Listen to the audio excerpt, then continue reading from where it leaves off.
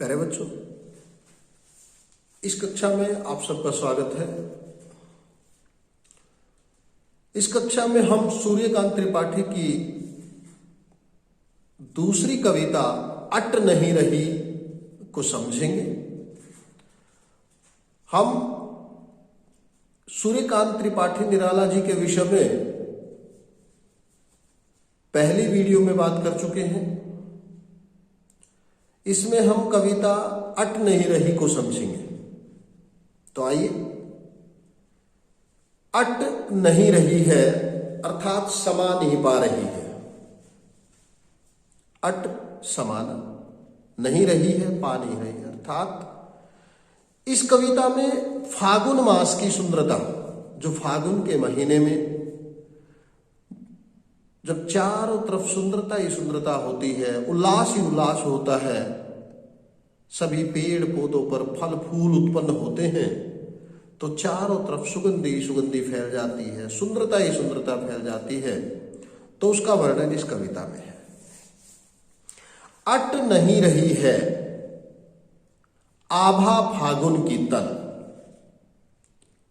कवि निराला जी कह रहे हैं कि वातावरण में फागुन महीने की जो सुंदरता है वो इतनी अधिक है कि वो इस पूरे वातावरण में समा नहीं पा रही है। उसके लिए पूरा वातावरण, पूरा जो संसार है वो भी छोटा पड़ रहा है, अर्थात वो सुंदरता अधिक है और ये स्थान कम पड़ रहा है। फागुन के महीने में चारों तरफ सुंदरता का आभास होता है, फल फूल खिल जाते हैं और जिसे देखकर मनुष्य प्रसन्नता का अनुभव करते हैं।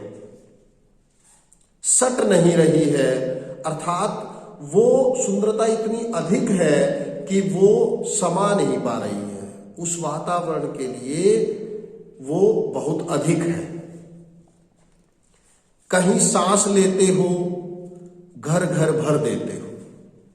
अब कवि कह रहे हैं कि ये फागुन के महीने जब तुम अपने पूरे यौवन पर होते हो, अपनी चरम सीमा पर होते हो, तो चारों तरफ इतनी सुंदरता होती है कि जब तुम श्वास लेते हो तो अपनी सुगंधी चारों ओर फैला देते हो। घर घर मतलब प्रत्येक स्थान पर तुम्हारी सुगंधी फैल जाती है।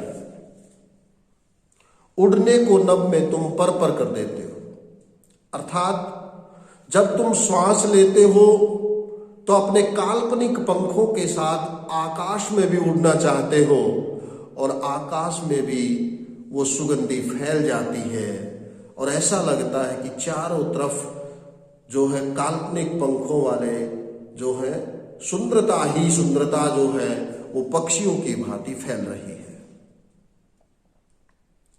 आंख हटाता हूं तो हट नहीं रही है। कवि कहता है कि वो सुंदरता इतनी अच्छी है कि उधर से अगर मैं अपनी आंखों को हटाना भी चाहूं तो मैं अपनी आंखों को हटा नहीं पा रहा। मैं हर पल उस सुंदरता को ही निहारना चाहता हूं। वो सुंदरता इतनी अच्छी है कि मेरे मन में बस गई है और वहां से मैं अपनी नजरों को, अपने ध्यान को हटा नहीं पा रहा हूं। पत्तों से लदी डाल। फागुन के महीने में प्रत्येक वृक्ष की टहनियों पर नए नए पत्ते उत्पन्न हो जाते हैं। ऐसा लगता है कि वो टहनियां पत्तों से लद गई हैं।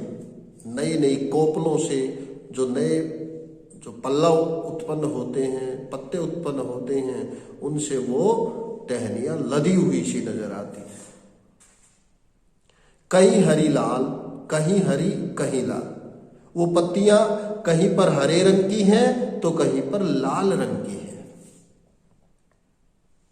कहीं पड़ी हैं उर्में मंद गंध पुष्पमाल।